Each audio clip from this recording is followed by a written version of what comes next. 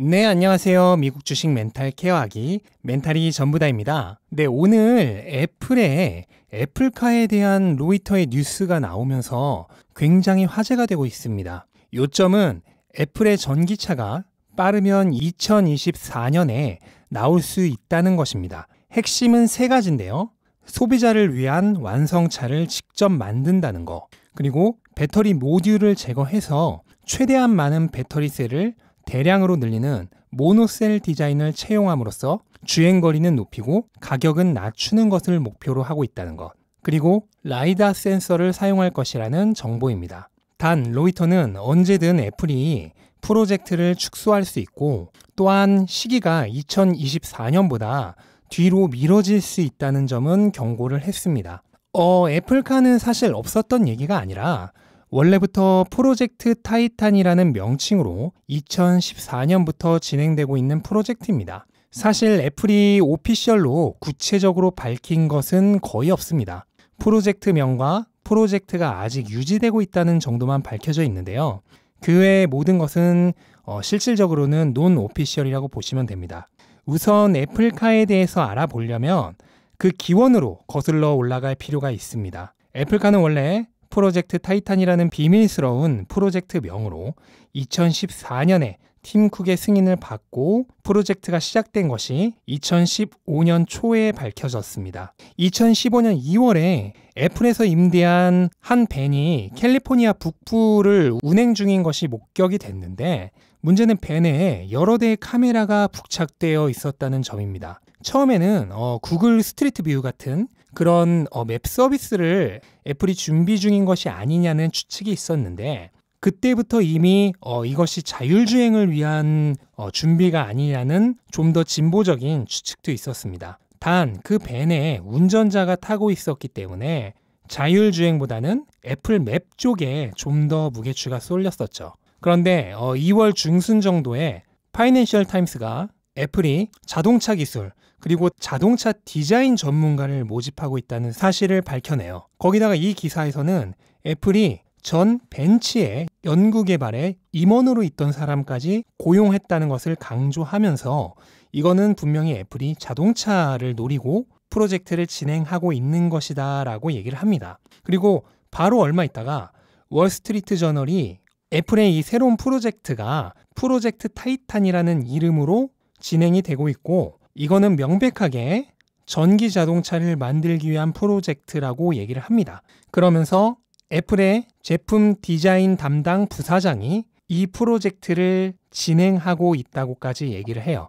그 이후로 한동안 이 프로젝트에 대한 소식이 나오지 않다가 2016년 1월이 되어서 애플 내부에서 경영진도 그렇고 이 프로젝트를 진행하고 있는 사람들도 그렇고 여러 가지 수많은 의견 충돌이 나오면서 결국은 프로젝트를 종료할 거라고 얘기를 합니다. 그런데 이렇게 프로젝트가 종료한 상태로 끝난 것이 아니라 한 반년 정도가 지나서 2016년 7월에 이미 애플에서 한번 은퇴한 적 있던 예전 임원이었던 밥 맨스필드라는 사람이 이 프로젝트를 이끌기 위해 다시 돌아옵니다. 그러면서 이 프로젝트가 다시 시작이 되는데요. 단 이때를 계기로 프로젝트 타이탄은 전기차를 애플이 직접 만드는 프로젝트가 아니라 자율주행 시스템을 목표로 하는 프로젝트로 전환된 것으로 사람들은 추정을 하고 있습니다. 실제로 이 프로젝트가 다시 가동되면서 수십 명의 직원이 해고가 됐다고 해요.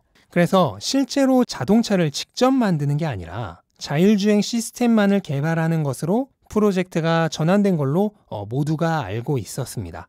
그 이후로도 캘리포니아에서 애플은 자율주행 차량 테스트를 위한 허가를 받았고요. 그리고 그 테스트에 사용되는 렉서스 차량도 도로에서 실제로 발견이 되었습니다. 그리고 2017년 6월에는 팀 쿡이 자율주행차 프로젝트를 진행하고 있는 것을 직접 본인의 입으로 인정을 했습니다.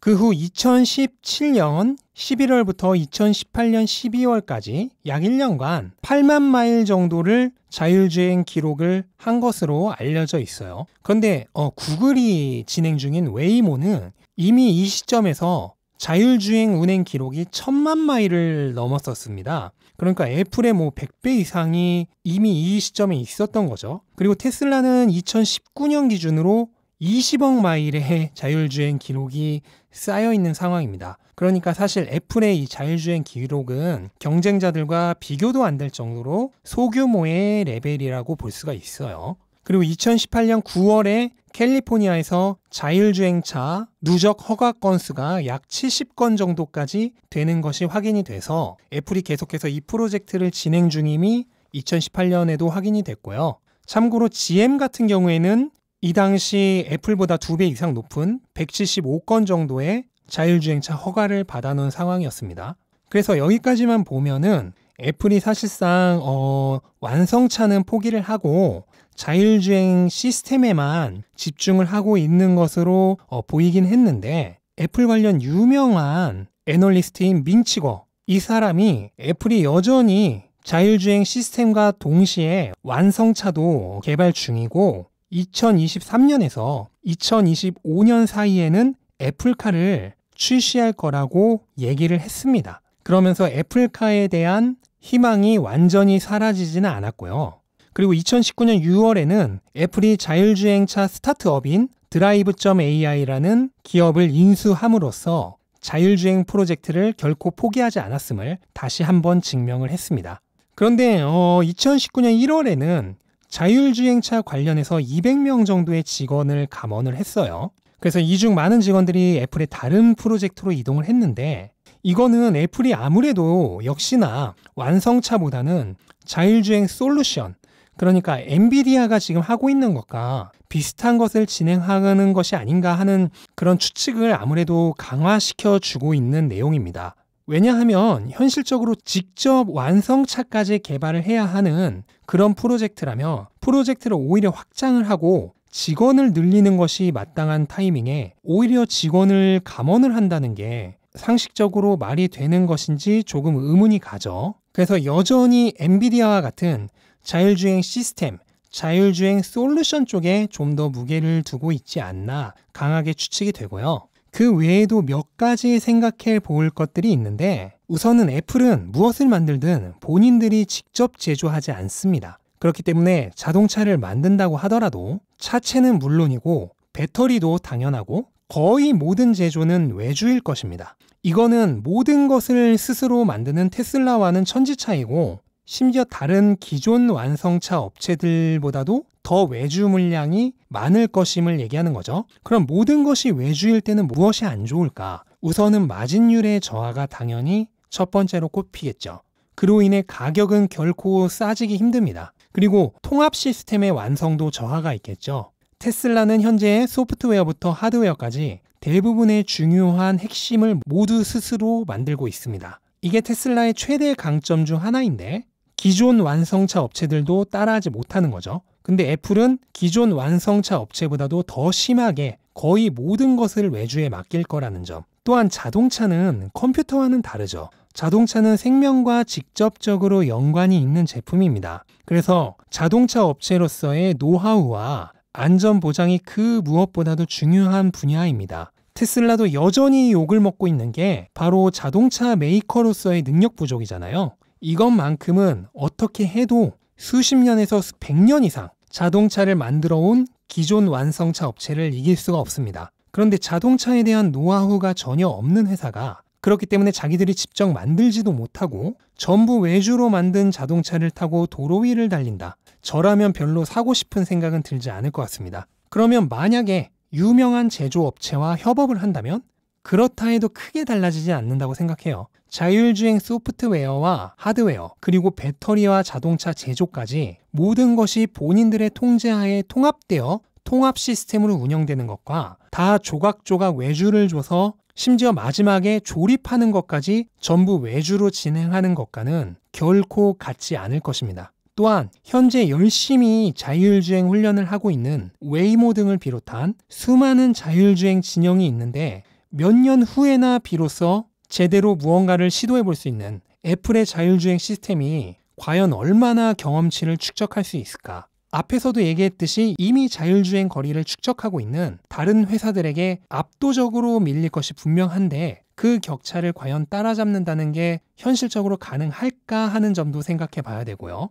또한 앞에서 배터리의 모듈을 제거한 혁신적인 배터리를 만들 것이라고 발표를 했죠. 근데 이 부분도 조금 의문이 갑니다. 애플이 얘기하는 배터리는 이거예요. 배터리는 가장 기본적인 단위인 셀이 있고 그거를 어느 정도 뭉텅이로 모아놓은 모듈이란 것이 있습니다. 그 다음에 여기에 냉각 장치나 전압 제어 장치 등을 포함한 최종적인 완성품으로 만든 게 팩입니다. 그런데 이 중간에 들어가는 모듈이란 걸 없애버리면 똑같은 공간 안에 더 많은 배터리 셀을 실을 수가 있는 거죠. 그럼으로써 주행거리는 늘어나고 배터리의 가격은 낮아진다는 건데요. 이거는 사실 별로 색다를 게 없고 이미 배터리대에서 테슬라가 발표했던 내용과 거의 비슷한 내용입니다. 물론 이 로이터의 뉴스만으로는 세부적으로 무엇이 다를지는 알 수가 없지만 기본적으로 테슬라가 발표한 것보다 하위 호환이면 하위 호환이었지 더 나을 거는 없는 내용이에요. 그런데 배터리에 거의 사활을 걸고 있는 테슬라가 지금 목숨 걸고 하고 있는 이런 배터리 관련된 혁신 기술을 배터리 전문 업체도 아닌 애플이 과연 자기들이 계획한 대로 정해진 기한 내에 성공하는 것이 가능할까 하는 의문이 들 수밖에 없습니다.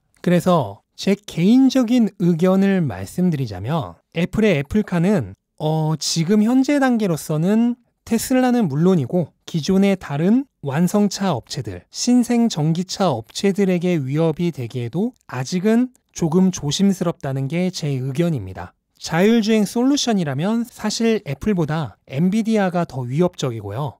그리고 자동차 업체가 아닌 기존 대기업의 전기 자동차라면 아마존의 죽스나 구글의 웨이모가 훨씬 더 위협적입니다. 그리고 당연히 기존 완성차 업체들, 폭스바겐 벤츠, 토요타, 포드, 현대 이런 업체는 당연히 애플보다도 전기차 시장에서 훨씬 강력한 경쟁 상대가 될 거라고 생각을 하고 그 다음에 중국의 전기차 업체들도 마찬가지로 애플보다는 당연히 현재 시점에서는 훨씬 강력한 상대라고 생각을 합니다. 그래서 애플카의 위협도는 아직까지는 신생 전기차 업체인 루시드보다도 조금은 부족한 정도가 아닌가 하고 저는 개인적으로 생각을 하고 있습니다. 물론 나중에 애플카가 구체적으로 여러 가지 긍정적인 내용들이 밝혀지면서 강력한 전기차의 신흥 강자로 떠오를 가능성은 여전히 남아 있습니다. 하지만 현재까지 밝혀진 내용, 그리고 로이터가 오늘 리포트한 내용 정도로는 그렇게 위협적이지는 않다는 뜻입니다. 그리고 로이터의 내용을 보면은 사실 2024년에 나오기도 조금 힘들어 보이는 게 사실입니다. 근데 문제는 2024년에 나온다고 하더라도 그때는 이미 전기차 시장이 완전히 편성이 되어버린 이후의 등장이에요. 선점 효과란 게 얼마나 중요한지는 다들 아실 겁니다. 2024년이면 앞에서 말한 루시드 같은 그런 신생업체조차도 제품을 찍어내고 있을 시기인데